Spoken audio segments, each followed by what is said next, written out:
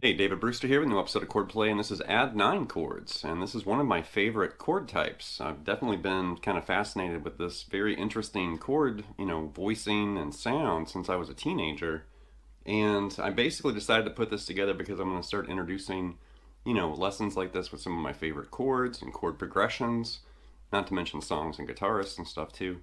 But add9 is really interesting. We're basically using either major or minor triads and then adding the ninth, which the name of the chord's kind of a hint, add9. And there's a lot of examples of this. There's lots of players that like to add this to their music. You can hear it in rock and metal and jazz and pop and tons of music. But here's an image just kind of showing you like the structure of this chord either in major and also in minor, kind of the formula or spelling.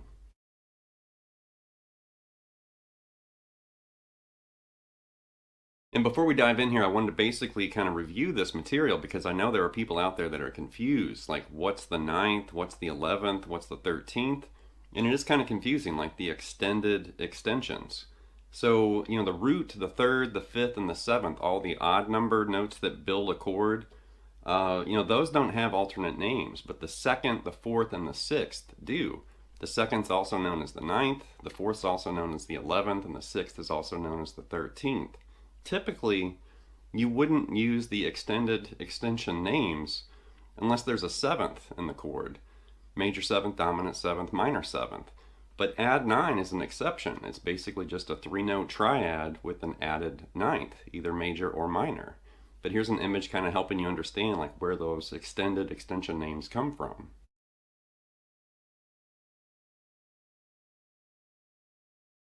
Okay, to get started here, we're going to basically approach this in major, and then I'm going to switch it to minor, and we're also going to basically hop between E and A, just to really kind of give you like a full view of these add9 chords. I'm going to serve up and share a whole bunch of different chords, and I will share and kind of break down what I played during the opening. I actually have broken that down before here on the channel. It's been a few years, but we're going to talk about the opening jam, later in this episode.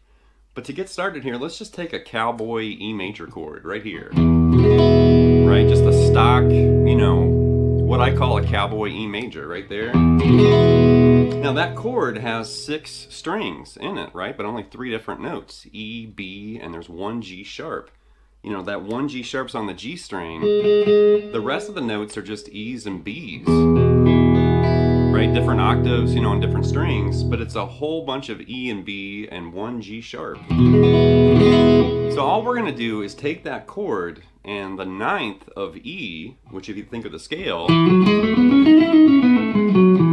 9th is the 2nd note, F sharp, right? So all we have to do is add an F sharp to that E major chord and voila, abracadabra, it turns into an E add 9, E major add 9.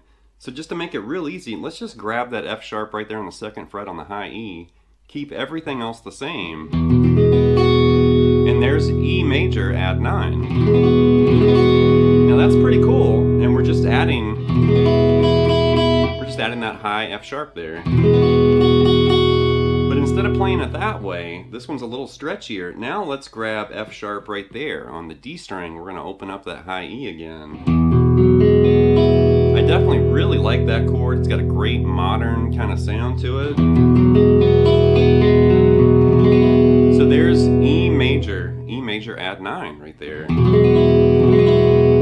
So we started with cowboy E, add that F sharp, that's E major add 9. And that is also E major add 9, just a different voicing. Now let's flip over to A major, right? So if we think of A major, and there's our doubled A note right there, because we've got A, E, A, C sharp, and E. We're going to take that A in the middle, move it up to B, which is the 9th or 2nd in the key of A, right? And we're going to basically do this. So there's A major add 9 like that, just like we had for E major add 9 right here, but now arranged and spelled like that. So there was A major and A major add 9. Now we can easily flip this to minor, just basically, lower the third. So for that cowboy E major, I'm sure you know this chord, just take your index finger off, now you're playing E minor, right?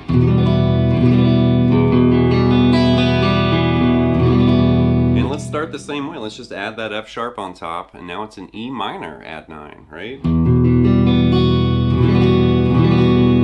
And if you were really paying attention, that's actually the last chord I played during the intro, just a heads up, right there. So there's E minor add 9. Now let's flip it to A and see what happens with A minor right there. And now what we're going to do is grab that same B note we stretched to, but keep in mind we've also holding that C right there, so it's a little stretchier than the A major add 9. But there's A minor right there. And definitely one of my favorite chords. It sounds really haunting and mysterious. And I forgot to add this one on E. So if we go back to E minor, add that F sharp right there. We can also play E minor add 9 like this, and that's very popular. I've seen that in classical guitar pieces, flamenco pieces, Metallica songs. There's a bunch of music that has that, and that's E minor add 9. So just a review there was E minor add 9 like that, E minor add 9 like this, and then for the A version we had A minor, and then A minor add 9 like that. Alright, now let's move away from open position and we're going to do some variations of A. And don't worry, we're also going to do variations of E too, but we're going to move into a different position now. So now what I want you to think with, we're going to basically start with A, right? But not this one. We're going to target this one. Alright, so A major, there's your A major triad, and then an open A and an open high E too. So we're using 5 of the 6 strings there. Now, to change that to an A major add 9, just lift your index finger off and play that open B string. Just a reminder, B is the 9th of A. So there's A major add 9 right there. Right? So there was A major, and then just open up that B string. There's A major add 9. Now let's take this shape, move it up here to where your third finger's on the 11th fret on that C sharp, and then lower that F back to E. And that's also A major add 9 right there. So we had that fingering shape, we also had that one. Now watch what happens when we flip it to minor. So there was major, A major add 9, A major add 9. Now if we change that C sharp back to a C, there's A minor add 9. You can hear that in Dust in the Wind by Kansas and tons of other songs. I've definitely been really interested in that chord since I was a teenager. Real moody and interesting. And then it's interesting because that's the shape we use for A major add 9 right there. But back there, it's going to sound like A minor add 9. Now check this out. If we take that A major add 9 shape we had here and move it right there, now that is magically A minor add 9. So we're basically using the same 2 fingerings, just in different locations. There was major, and here's minor. Really interesting. And I love finding little connections like that. There's A major add 9, and there's also A major add 9 like that. And then just kind of flip them around, and there's A minor add 9. And then right there's A minor add 9. And they're just slightly different flavors of the same chord.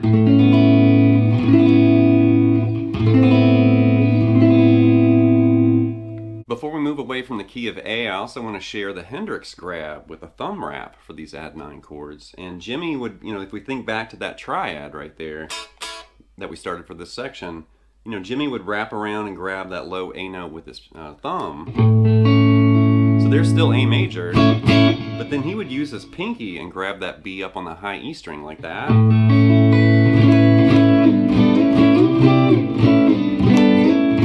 And he would like move it around. Think of Castles Made of Sand and some of those songs, you know.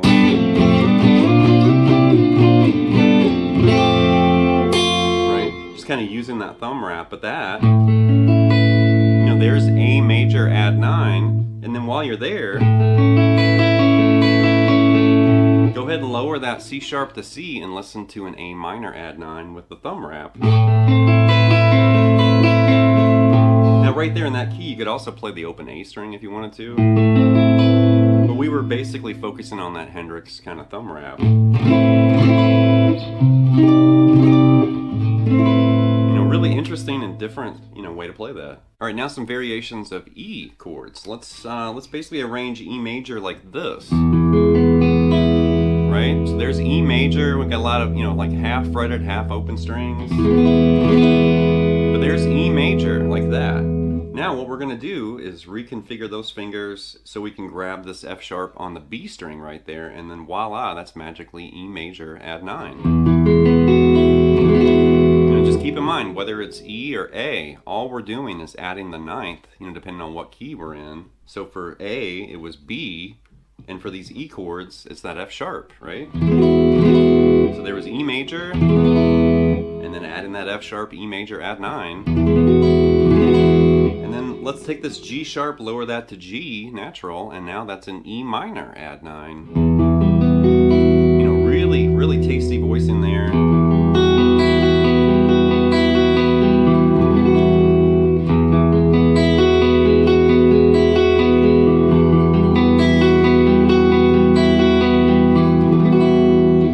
Again, a little higher. Let's do it right here. Let's think of E major like that, right?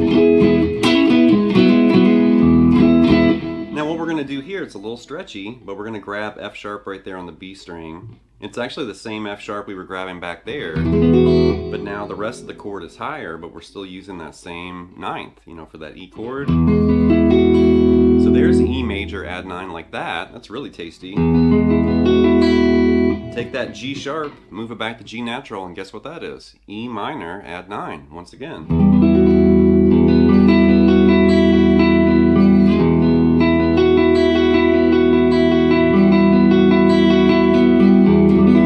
And as you can see, it's really easy to find these chords and start grabbing these really interesting and flavorful sounds on the guitar. It's awesome. Now what about traditional bar chord fingerings? And we can basically apply this add 9, you know, idea to it. So just like the cowboy E that we had at the beginning, if we relate that to that low E string root, you know, bar chord, we can find A major right there. And you can still see that E major chord, you know, or triad hiding right there, just moved up there. Now, keep in mind, there's A major, right? So where's your B notes at? You could basically open up that B string. You know, there's A major add 9 technically, or we could stretch for it like that. You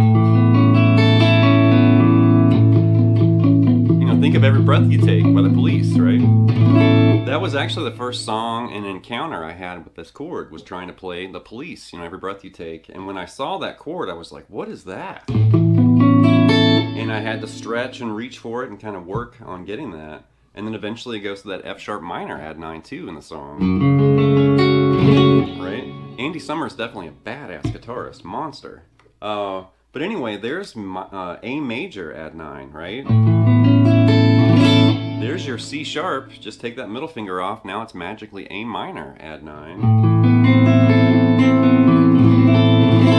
Alright, major add 9, minor add 9. And you could just basically move that around just like a bar chord, and you can play it in any key, but there it is in the key of A. And then if we flip over to E major, think of E major bar chord right there, right? So we're going to do basically a similar thing like what we did with A, but now it's in E.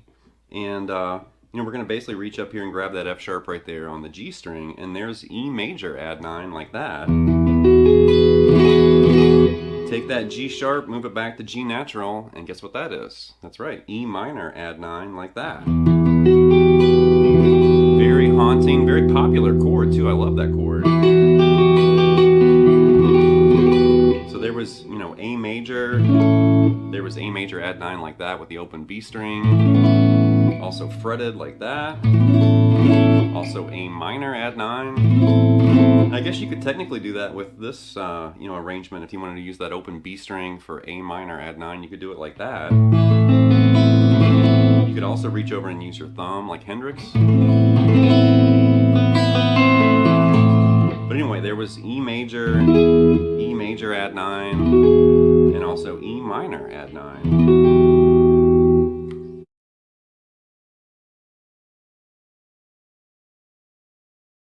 Alright, with the opening, that's basically the bridge section of Jeff Buckley's Lover You Should Have Come Over from Grace from 1994. Definitely, I consider that one of the greatest albums of the 1990s, for sure. It does seem like everybody wants to remember Kurt Cobain and Nirvana. No offense to Kurt, but Jeff Buckley's Grace is far more interesting than anything Kurt Cobain ever did. And this is the bridge section of this song, and he's doing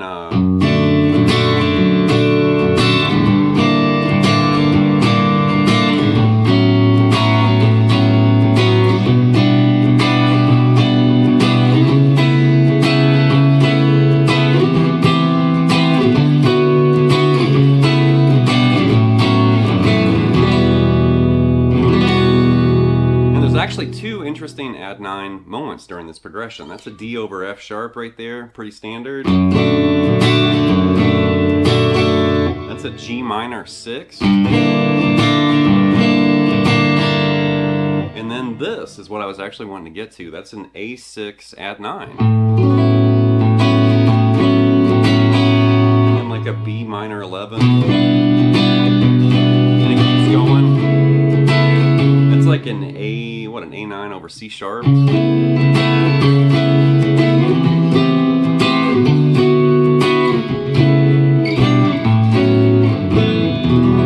then at the end of that little thing,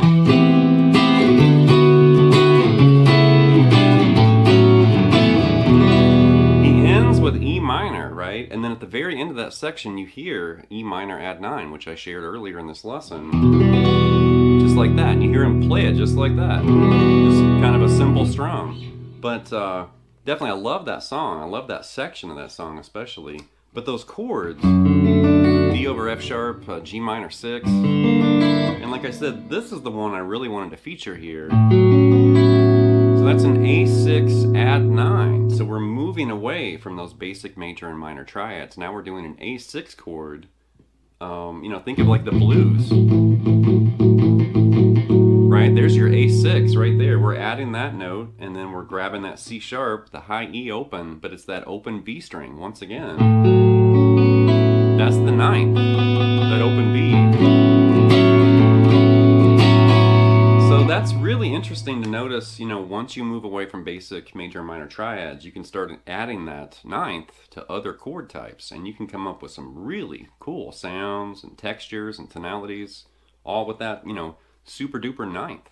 Alright, that's going to wrap this episode of Chordplay with this look at add 9 chords, and I wanted to add this lesson to the mix and kind of introduce this concept or lesson, style, because I have talked about just chords before. There's eerie chords and haunted chords and dreamy chords and lessons like that on my channel. We've talked about different chord progressions, 1, 6, 2, 5, and some different progressions and stuff. So I wanted to get back into some of that because, yeah, it's really cool to learn music from a certain band or guitarist, but it's also cool to just kind of swim around and play with stuff. And the next thing you know, you might write a song. Maybe you're writing a song and you can't quite figure out like a bridge or a change. Just learning or hearing one new chord, it might spark a whole new thing. It might spark a whole new direction for a song you're writing, or it might influence you to write a song, or just discovery, just learning something that maybe you haven't played before or heard before. It's really inspiring. So anyway, leave some feedback and comments. Please subscribe to Nail Lessons, and I'll be back before you know it with more content and material. Thank you.